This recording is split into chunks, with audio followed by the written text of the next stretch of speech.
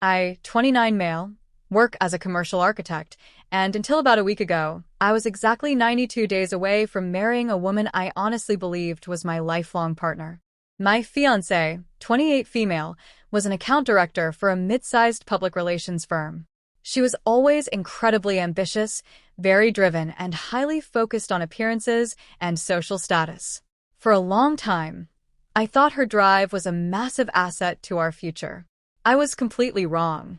Our relationship had been stable for 3 years, or so I assumed, until the reality of planning a high-end wedding brought out a level of entitlement I had never seen in her before.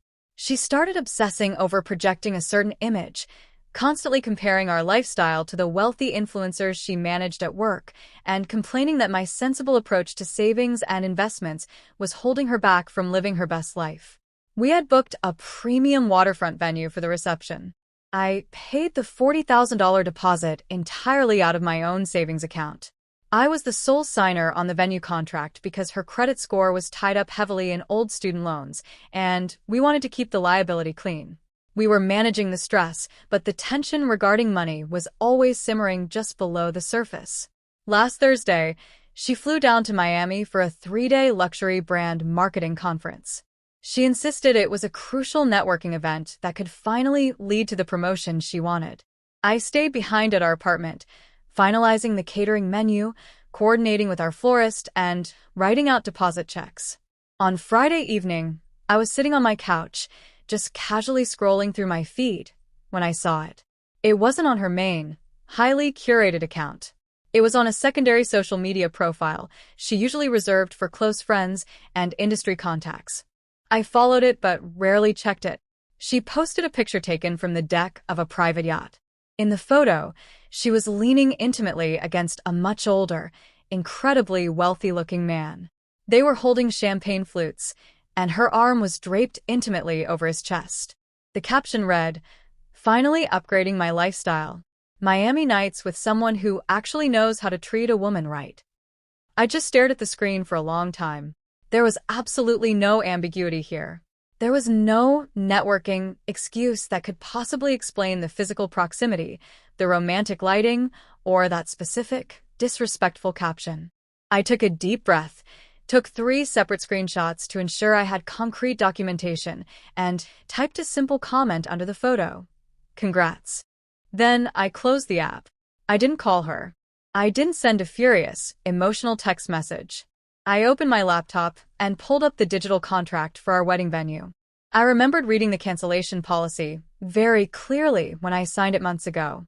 Section 4, paragraph B stated that any cancellation made 90 days or more prior to the event date results in a 50% refund of the initial deposit. If canceled under 90 days, the entire deposit is completely forfeit. I was sitting at exactly 92 days. I drafted a formal email to the venue manager. I stated clearly that the wedding was canceled, invoked the 90-day clause, and requested the $20,000 refund be routed immediately back to my original payment method. The venue manager was incredibly professional and replied within 10 minutes, confirming the cancellation and processing the refund receipt. Next, I opened the massive group chat that included my parents, her parents, and our entire wedding party. I uploaded the screenshot of her post with the older man. I typed, "The wedding is canceled. The venue has been notified and refunded. Please cancel any travel arrangements or hotel bookings you have made. Direct all questions regarding this decision to the bride, as she is currently busy upgrading her lifestyle in Miami." I put my phone on silent, poured myself a glass of water, and went to sleep. When I woke up the next morning, I had 47 missed calls. Most were from her parents, several from my groomsmen, and 15 from my fiancé. My phone was vibrating constantly on the nightstand. I ignored all of them, took a shower, and went about my normal morning routine. At noon, I heard the front door of my apartment unlock. She had clearly panicked and taken an early flight back. She stormed into the living room, her face red, practically shaking with anger. She didn't apologize. She didn't offer an explanation or show any remorse. Instead, she immediately went on the offensive. She started screaming about how I had humiliated her in front of her family, her friends, and her colleagues. She claimed the man in the photo was just a high-level investor, a rich guy who was going to fund her new independent agency. She insisted the caption was just an inside joke about her career trajectory and that I was being dangerously insecure. I sat quietly on the couch, letting her talk herself into a corner. When she finally ran out of breath and demanded I fix the mess I made with her parents, I calmly told her the venue was gone, the caterer was canceled, and the wedding was completely off. I told her to pack her things and leave. This is when her entitlement fully surfaced. She crossed her arms, smirked, and stated she wasn't going anywhere. She told me she had a legal right to stay in the apartment, and I couldn't just throw her out on the street. She was technically correct about establishing residency, but she completely underestimated my preparation. I reached onto the coffee table and handed her a legally drafted 30-day notice to vacate. Under our state's tenancy laws, because her name was not on the master lease and she was legally considered a month-to-month subtenant paying me a portion of the rent, providing a formal 30-day written notice was the exact legal requirement to initiate a formal eviction process if she refused to leave voluntarily. She stared at the paper, ripped it into pieces, threw it at me, and locked herself in the guest bedroom. That afternoon, she began executing her dirty tricks. She logged onto her main social media accounts and posted a long, tearful video claiming I had called off the wedding out of pure, controlling jealousy because she was finally finding success. She mass-texted our mutual friends, claiming I was financially abusive and that I had stranded her in a lease she couldn't afford on her own. But her most calculated, vindictive move happened financially. We had exactly one joint credit card, opened exclusively to pay for small wedding vendor fees like the invitations and the cake deposit. Because I was distracted with printing the eviction notice and dealing with the fallout, I completely forgot to freeze that specific account.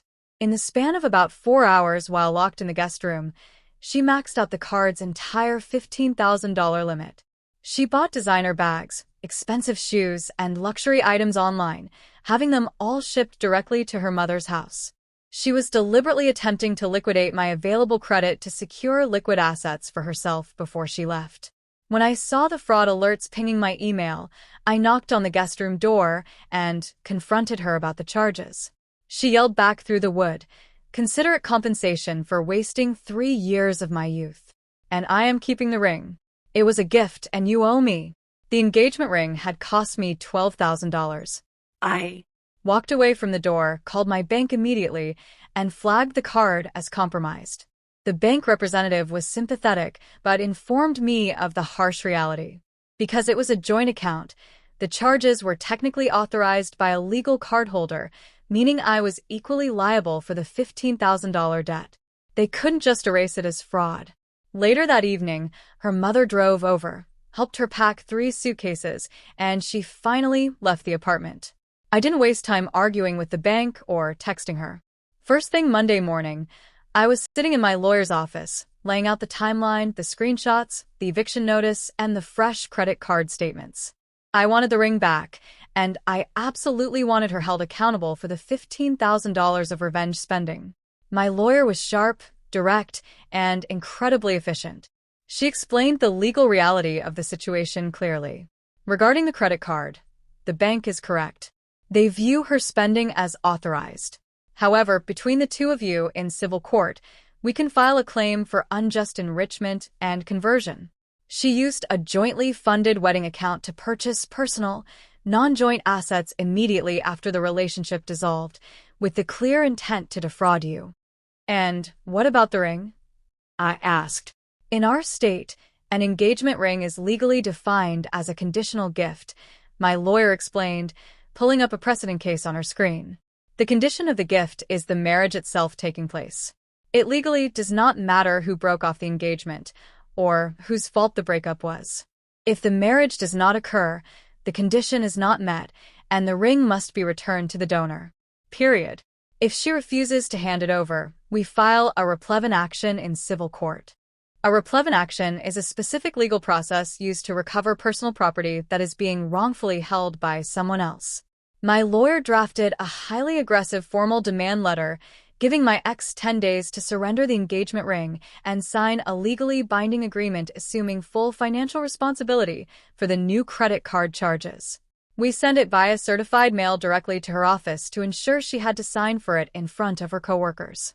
While the legal gears were slowly starting to turn, a completely unexpected element fell right into my lap. I received a notification on my professional networking profile.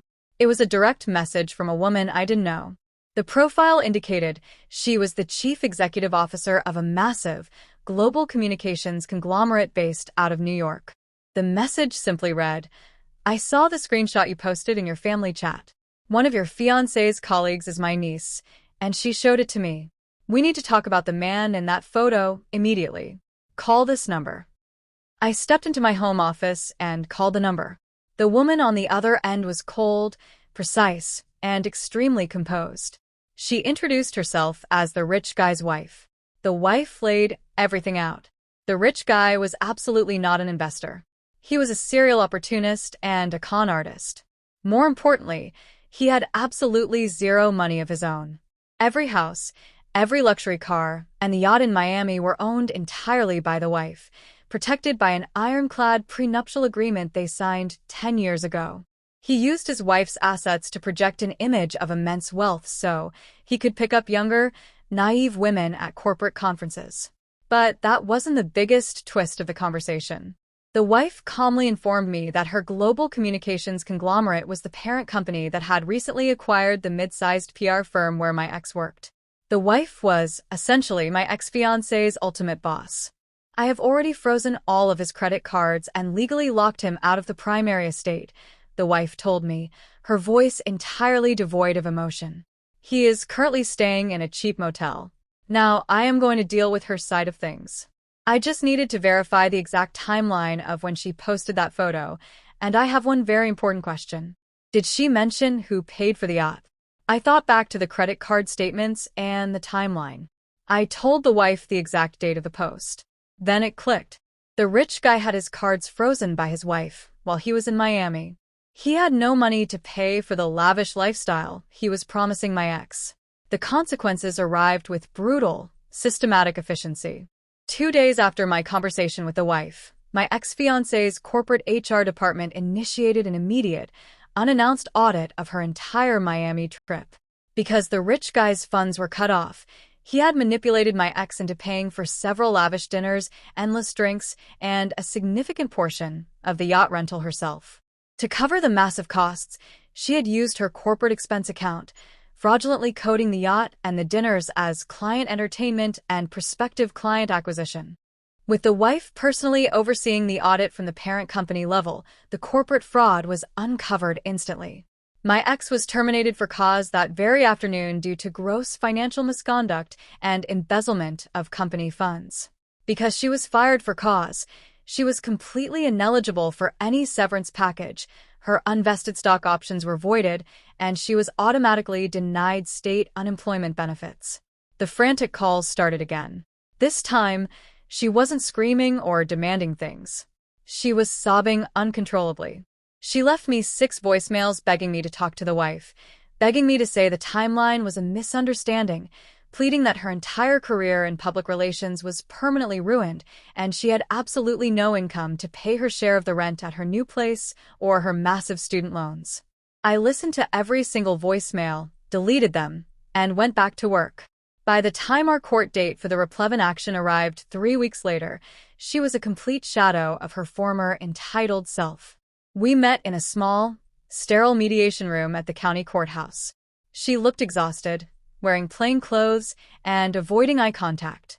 Her own lawyer looked completely disinterested in fighting the case, likely because he knew she couldn't afford his hourly rate anymore. When we sat down at the table, her lawyer leaned over and whispered sharply to her. He had obviously reviewed the state's conditional gift laws and informed her she had absolutely zero legal standing to keep the ring. Furthermore, my lawyer presented a meticulously organized binder containing the documentation regarding the credit card fraud, the timeline of her purchases, and the unjust enrichment filing. We offered a very simple, non-negotiable settlement.